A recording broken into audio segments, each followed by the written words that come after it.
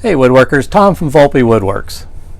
You ever want to use a wood veneer for a project but just thought they were just too hard to use, required special glues, expensive tools, and took years to learn to master? Well, the answer to those questions is perhaps. But that's where I come in. I've developed a project that doesn't require any special tools, uses common yellow glue as the adhesive, and when you're complete with the project, you'll have mastered one technique for bonding veneers to a substrate of your choice. Does that sound interesting? Continue watching the video. I'd like to hear what you think. Please comment in the section below. I'll be happy to address any concerns you might have. This project was designed to keep it simple. It's made of thin plywood, a few square feet of an exotic wood veneer, a simple clock movement, and doesn't require any special tools other than a little hand saw and a warm clothes iron. Just basic crafting skills.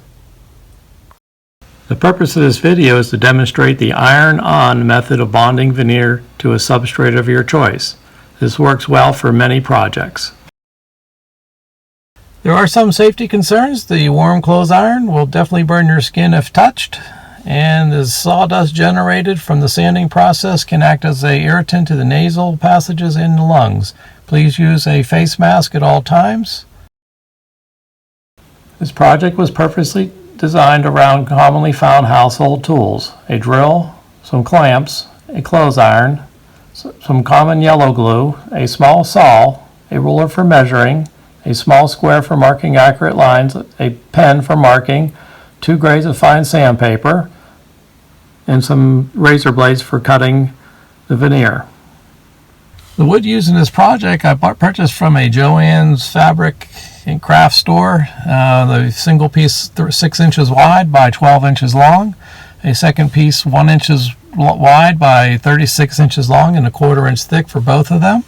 You might want to buy a second piece of that 36 inch long 1 inch wood. It's rather critical that you get that measurement right. There's 2 short pieces that you cut that require you to get that measurement just right to make this project really work out.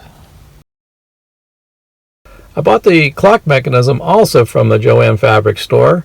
It has a 3/8 inch length shaft.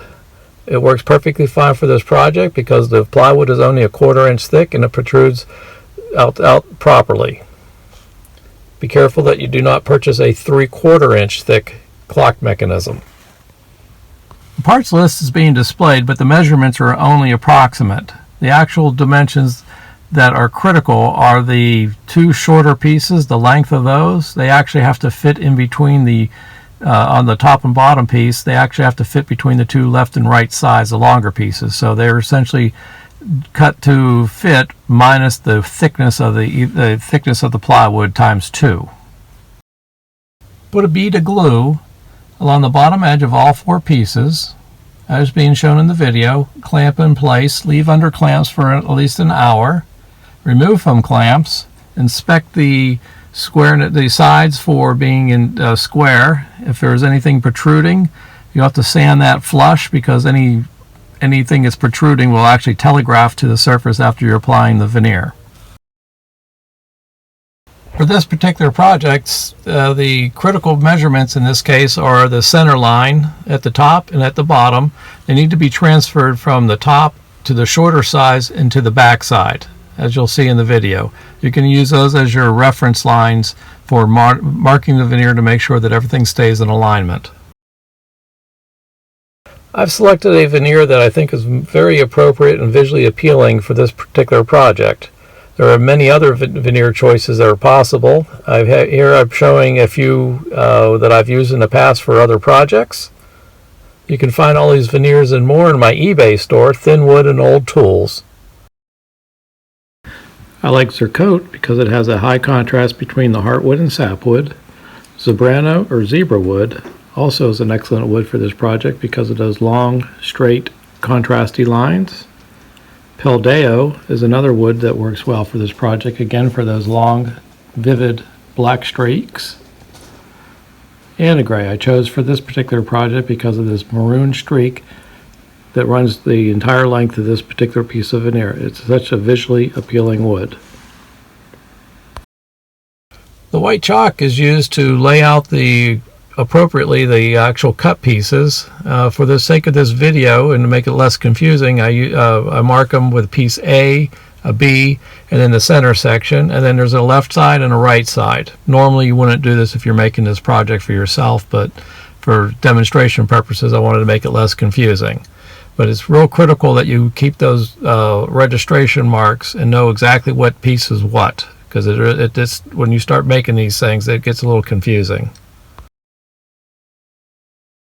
Okay, this is the fun part. We're going to be spreading the glue. Put the glue on the veneer and smear it around within the white chalk marks. I use a piece of cardboard that helps me spread the glue, act as a squeegee. You want it as a nice thin sheet, but just pretend like you're painting with glue. And also lay a layer of glue on the entire surface of the box you've created. Spread it around, let it sit for at least 60 minutes or until the glue loses all remnants of cream color and it all turns to just an even uniform yellow color. Okay, 60 minutes has gone by. The glue has turned from a pale cream color to a dull yellow color, very uniform across.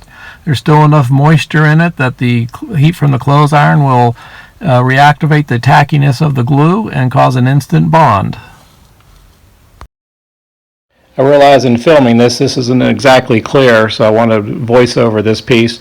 The bottom piece you want to cut off, make it a little bit long as well. You don't have to be so critical, but the main piece has to be a little bit oversized. Just give you, again, you can do a little bit of wiggle room. So you cut the bottom piece off, the top piece off, and cut out the two sides. That, of course, is after the glue dries.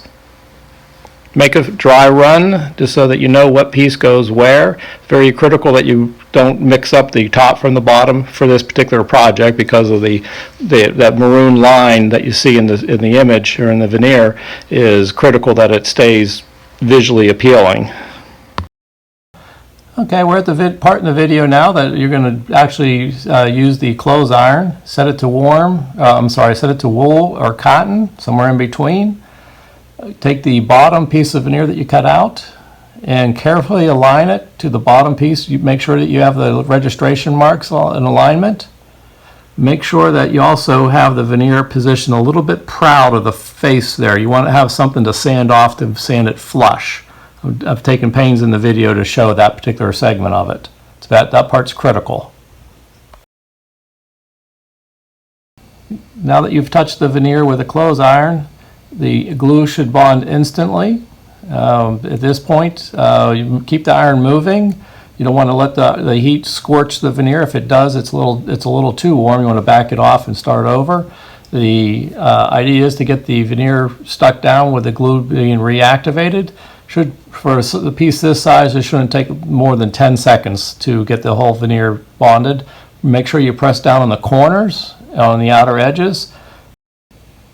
Okay, after you think you've had enough time pressing the veneer, you want to make sure that it cools off a little bit, and then with your finger, just tap the veneer. If you hear like a hollow sound, the veneer is not bonded at that point. It should be a little bit of a dull thud. If it's not bonded at that point, just come back with the clothes iron, hit it again. You want to make sure that the corners are all bonded, bonded well and stuck down. Okay, after you confirm that the veneer is stuck down where you want it, use your cutting tool of choice. Make several light passes to sever the remaining excess veneer. Be careful not to leave any long pieces. Hi, this is Tom from Volpe Woodworks again. Hope you're enjoying the video so far. If you are getting some value out of it, please consider hitting the like button and subscribing to my channel. It really does help me out. After you severed the remaining veneer, you can clean up the rough edges with the fine grit sandpaper, 220 grit. Just sand to where it's flush. Okay, now you have the bottom piece stuck on. We're going to start with the left side. Position it and hit it with a warm clothes iron. Cut off the excess, sand it flush. Repeat to the right side, cut off the excess and sand it flush.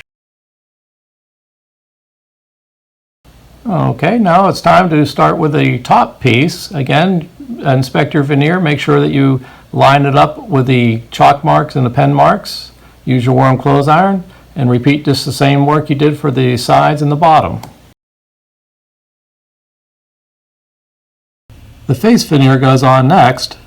Using the carefully placed registration marks, align the veneer. Use the warm clothes iron starting at one edge and work your way across the face from the bottom to the top. Just like you did with the bottom, the top, and the left and right side, trim away the excess and sand flush with the body. As you can see from the images, I was able to maintain that maroon stripe from the bottom across the face and out the top in one contiguous line. It does allow for a nice visually appealing project when that's done correctly. Now that you've bonded the veneer onto the substrate, it's time to prepare the surface of the veneer for accepting a finish. I like to use 180 grit fine sandpaper, sanded lightly, followed by 220 grit. That should be sufficient for providing a nice smooth surface. Now we're going to fit the clock movement. Measure for center, left and right, in an equidistance from the top down. Drill a 3/8 inch diameter hole and fit the clock mechanism as shown. Use the little wooden scrap piece to lock the clock mechanism in place. It'll keep it from twisting and torquing whenever you move the hands. And then the other two scrap pieces glued to the top will provide a mounting point so you can actually secure this to the wall easily. At this point, we're almost finished with the project. What's remaining is to put the finish on. This is a raw wood veneer, and with being a raw wood, it will accept a finish, top coat finish, just like a piece of lumber would. I happen to like tung oil, but Danish oil, polyurethane, shellac, lacquer, all will work appropriately for this project.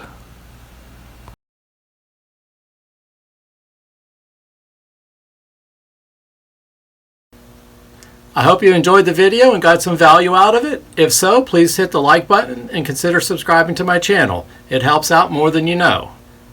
I'm trying to build up my YouTube channel reputation. What I want you to take away from this video is the fact that you learned the iron-on method of bonding veneers to a substrate. It was pretty simple, wasn't it?